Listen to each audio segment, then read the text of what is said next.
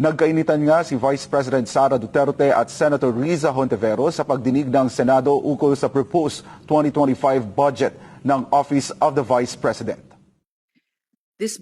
Sa pagdinig ng Senate Committee on Finance hinggil sa proposed 2025 budget ng Office of the Vice President, dinepensahan ni Vice President Sara Duterte ang mga programa ng OVP na paglalaanan ng budget.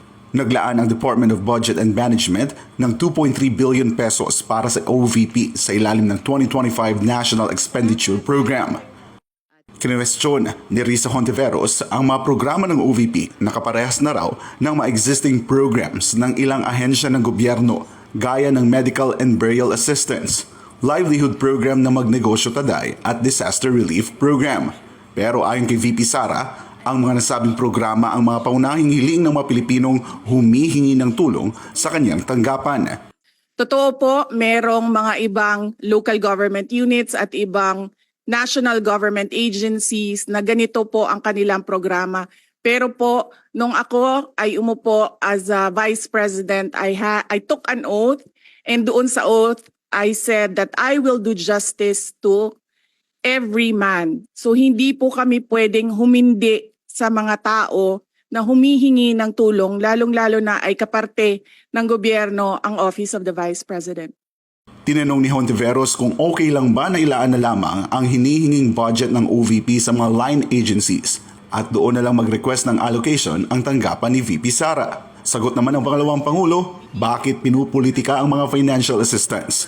Halimbawa na lamang aniya ang mga ine-endorso ng OVP para sa Assistance to Individuals in Crisis Situation o AICS ng Department of Social Welfare and Development. Kapag meron po kaming nire-refer o binibigyan ng endorsement ng AICS sa DSWD, kadalasan po nasagot sa amin ay hindi pwede dahil galing yan sa Office of the Vice President at kalaban yan. Minsan po, totoo yan na pupolitika ang assistance para sa ating mga kababayan. And so I go back to the oath that I shall do justice to every man, at kaya po kami nandito at kaya po kami merong mga ganito na mga projects sa Office of the Vice President. Ayon pa kay VP Sara, pinupolitika ni Hontiveros ang proposed budget ng OVP dahil nais ng senadora na maghain ng isang motion para ilipat ang nirequest na budget ng OVP sa ibang ahensya ng gobyerno. Iniuugnay yan ng pangalawang Pangulo sa naging pahayag ni Hontiveros sa Akbayan Congress kamakailan na hanggat nasa pwesto si VP Sara ay nananatili umanong panganib ang banta ng pagbabalik ng mga Duterte sa kapangyarihan. Inusisa din ni Hontiveros ang budget na inilaan ng OVP para sa mga librong isinulat ni Vice President Sara na ipamamahagi sa mga estudyante kasabay ng mga pagbabago bags na may lamang school supplies at dental kits. This is an example of politicizing the budget hearing through the questions of a senator. Ang problema niya kasi, nakalagay yung pangalan ko doon sa libro. At yung libro na yan, ibibigay namin doon sa mga bata. At yung mga bata na yan, may mga magulang na boboto. At yung pangalan ko ay nagkalat doon sa kung saan man ibibigay yung libro. Hindi raw nagustuhan ni Hontiveros ang sagot ni Vice President Sara na ayon sa senador ay hindi niya maintindihan ang ugali ng pangalawang Pangulo. Punto na ibinalik din ni Vice President Duterte sa kanya. Hindi ko rin maintindihan ang ugali ni Senator Riza Hontiveros, and I do not appreciate, ano yung sinabi niya? I do not appreciate this kind of behavior and attitude. Binalikan ni VP Sara ang pagkakataon na humingi ng tulong si Hontiveros sa kanya noong tumakbo ito sa pagkasenador noong 2016, kung saan nakiusap pa si VP Inday sa isang kongresista para suportahan ang senadora. Nanalo na siya, at nung nanalo siya, anong ginawa niya? Siya ang pinakaunang umatake kay President Rodrigo Duterte. Anong tawag sa ugaling ganito? Sa kabila ng halata namang pamumulitika ni Hontiveros, lusot na sa Senate Committee on Finance ang panukalong budget sa taong 2025 ng Office of the Vice President at isusumite na ito sa plenaryo. Para sa Diyos at sa Pilipinas Kumal, ako si Jason Rubrico. SMNI News. Tila naging taliwas ang resulta ng biyahe ni Ferdinand Marcos Jr. sa ibang bansa upang makahikayat ng mas maraming mamumuhunan dito sa Pilipinas. Sa bilyong-bilyong dolyar kasi na nakuhang investment pledges ni Marcos Jr. sa kanyang higit 20 biyahe sa ibang bansa mula nang maluklok sa pwesto ay kakaunti lamang ang nagbunga rito. Bukod dyan, bumaba rin ang bilang ng mga negosyanteng mamumuhunan sa ating bansa dahil sa takot. Sa datos ng Bangko Sentral ng Pilipinas o BSP, mula mahigit $500 million na net foreign direct investment o FDI na nakuha ng bansa noong Abril ngayong taon, ay bumaba pa ito noong Mayo ng halos $500 million na lang. Ayon sa ekonomistang si Dr. Michael Batu, maraming dahilan ang kanyang nakikita kung bakit patuloy ang pagsadsad ng pamumuhunan sa bansa, kabilang dito ang internal issues tulad ng uri ng pamamahala ng gobyerno. Yung governance na yan, na kung saan na-suspected, no, di umano, yung presidente ng Pilipinas ay gumagamit ng illegal, pinagbabawal ng gamot, yan ay nababasa yan ng mga investor. Kahit na yan ay nasa, hindi sinasanitize ng mainstream media. Pero syempre, yung mga foreign investor na yan, they can get news from other sources. Hindi ba? So syempre, kung ikaw nga naman ang investor, suspected yung presidente ng bansa na gumagamit ng illegal na gamot. Hindi ba? Pinagbabawal na gamot. Paiba-iba ng polisiya. Hindi ba? Pasok yan sa governance.